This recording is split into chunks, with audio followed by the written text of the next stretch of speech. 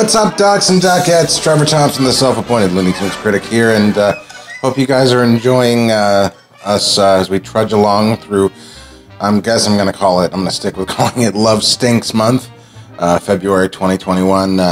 Me and Dave Germain doing the Pepe commentaries as a nice little thing to do for February. This video itself, though, is pretty impromptu. Those of you who are regulars here on the channel know that we love us some Roger Rabbit, and that I personally do actually consider, despite knowing otherwise, do consider Roger Rabbit to be a Looney Tunes movie. He's lost his mind. I assure you, Mrs. Rabbit, I'm of as sound mind as you are sound body. One of many reasons to consider this a Looney Tunes movie is the song that Eddie's dancing to here, Merry-Go-Round Broke Down. In fact, it's featured twice in the movie. Merry-Go-Round broke down.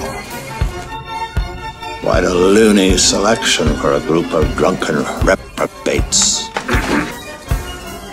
I don't need to get into it here. I don't need to defend that now. What I need to really get into is, because we've gotten into it, there's a whole playlist on the channel just devoted to the Roger Rabbit stuff, including the Who Framed Roger Rabbit animators commentary, where I talked to 4 of the animators who worked on this classic movie, and one of which includes the sadly now no longer with us, Jacques Muller.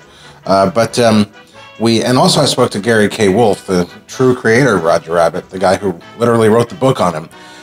So if you want to check that out, that's up there somewhere. Maybe it's just above my head. You know, that's just among all the... I also went to the Acme Factory. I was in England in the summer tail end of 2019. Anyway, let's take a look at what remains of the Acme Factory. And so you can check that out too. But this video, as I say, is very impromptu, and the reason I say that is because it's true. I wouldn't lie to you. We all know, for those of you who are regulars here at the channel, you all know Sean. If you don't know Sean, he is his official title is Video Wrangler. That means he's responsible for making all of these cartoons, a lot of these cartoons in my collection, digital and available. And even though we've gotten great contributions over the years from other people, Sean is pretty much the main guy. And also, off the air, unofficially, he's done a bunch of... I mean, he's my best friend since 9th grade. And we've done plenty of commentaries together. He lives here in Atlanta with me. Actually, the reason I moved to Atlanta was because of Sean. And he works in the industry. So he very often goes to, you know, stuff on the weekend, like, you know, sales and, like, you know, prop house sales and things like that, and rental places. And because Sean works in the industry, he's a graphic designer for a lot of different TV shows, including Stargirl. So he texted me on Sunday, and in fact I have it right here. I'll read it. So first it starts with Sean sending me these 3 photos, and at an estate sale near your house. And I joked very funnily, as I often do. I didn't know you were in the market for a new estate. And then I actually finally saw the pictures, and I was like, oh wow, whose house? And then he sends me the actual address, and it was like 5 minutes from the Ferris wheel house, or as we call it here, the Cavern. It's a Beatles nod. And then I go, you still there? He goes, no, just left. I go, did you get anything? Meaning, for sure, you know, something like one of those Roger Rabbit posters. And he said, no, there wasn't anything cool except those Roger Rabbit posters. A little while later, I sent this picture, and I told him, I'm like, I got them all, man. And then Sean's like, I'm so fucking glad you got those. Who else is going to appreciate it as much? And, you know, point well made, sir. Point well made. So, I'm going to show these one by one, and even though I have what I lovingly call the crotch cam over here to get a better shot of the posters in question, I'm also going to use this other camera here to kind of, you know. So the next one, I'm going in order of, like, type here. And the next one is also a movie poster, and it's probably the poster that most people remember for the movie. And yes, just for the record, the reason why it looks the way that it does is that this was kind of the result of the studio getting cold feet about how blatantly cartoony and animated it was. So it's only in these little frames here that you get any actual pictures that I mean, it doesn't lie to you about what the movie is, but by having this whole film outlining Roger, and it's not as on the nose. Anyway, let's get a closer look, shall we? Whoever it was that invented that super slim movie poster font is a fucking genius, man. I don't know why it works, but it does.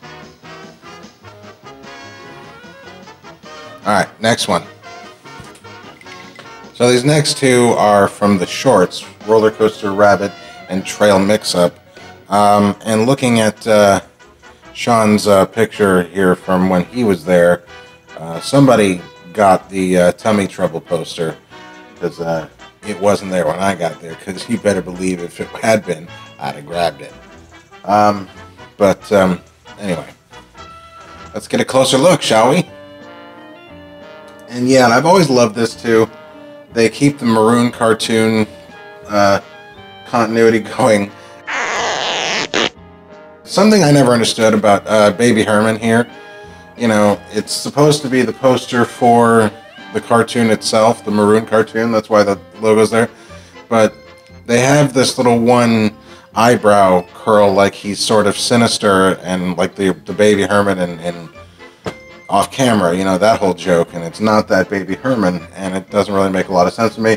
Jessica's here is lovely, the leggy and lovely Jessica. If I get a little too low, we might get a panty shot.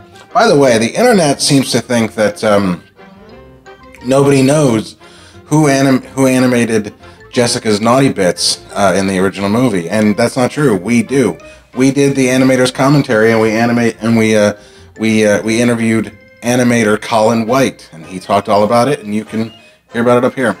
And of course that font down there, well, it's not a font, but that logo is great. It's a really great poster, and I am proud to have it. I wish I had the space for it. I also think it's kind of cool. It'd be nice if I could put it on the Looney Tunes set. I can't, but it'd be nice because there's a lot of blue and red combination that really works with this blue and red combination. Bloods and Crips, man. Why can't we all get along? You know, right off the bat, you notice the art style is not nearly as refined as in the first two. And I mean that specifically about the posters. And that's also true of the shorts. Not bad, but certainly not of the quality in terms of the character look. It's a little bit too rainbowy and overly colorful where it doesn't need to be. The maroon cartoon logo is there again. So yeah, these next three posters are, I mean, they're not screen used or anything, but they are the closest thing to like prop recreation posters.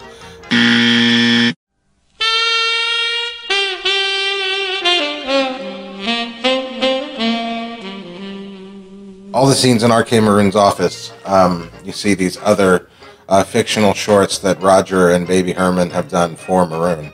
You see this one in the background a couple times in the movie in R.K.'s office. And, you know, yes, it is very racially insensitive, but it's a movie that takes place in the 40s. So it's as appropriate as this is ever going to be. Also, I want to say that this kind of, I don't want to say it confirms, but there's a thing, when I was a kid, very young, and we were just looking at this on the screen, and, you know, we had the doll to look at. I mean, but to really know what the true color scheme for Roger was is essentially your VHS copy. And I thought for the longest time that Roger's hair was red, and it wasn't until I got the doll that I thought it was orange, except that I kept drawing. I mean, you see this poster up close. I'll show it with the camera in a minute here, but you see this poster up close, and Roger's hair may as well be red here. In fact, some of you have seen him before in the videos. This is the actual doll that once I bought it, I was like, Is that right? I think they got that wrong. That might be a new word I had learned, off-model. Does he have orange hair? I don't know. It doesn't look orange in the VHS. Anyway, this is the Roger I had from childhood, and it is very important and valuable to me. But anyway, let's get a closer look. Camera!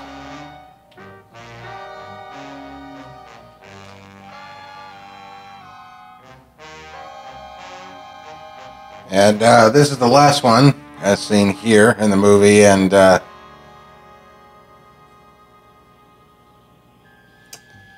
just disgusting. Also, more red hair on Roger. See? Well, folks, that is going to do it for this video. I hope you enjoyed looking at these estate sale finds that the good friend to us all, video wrangler Sean McBee, who also, speaking of the Roger Rabbit Animators commentary, Sean was a part of that too. So thanks to Sean, thanks to all of you. If you haven't already, be sure to give a thumbs up, like, and subscribe for more content like this. I'm Trevor Thompson, the self-appointed Looney Tunes critic, and until next time, that's all, folks.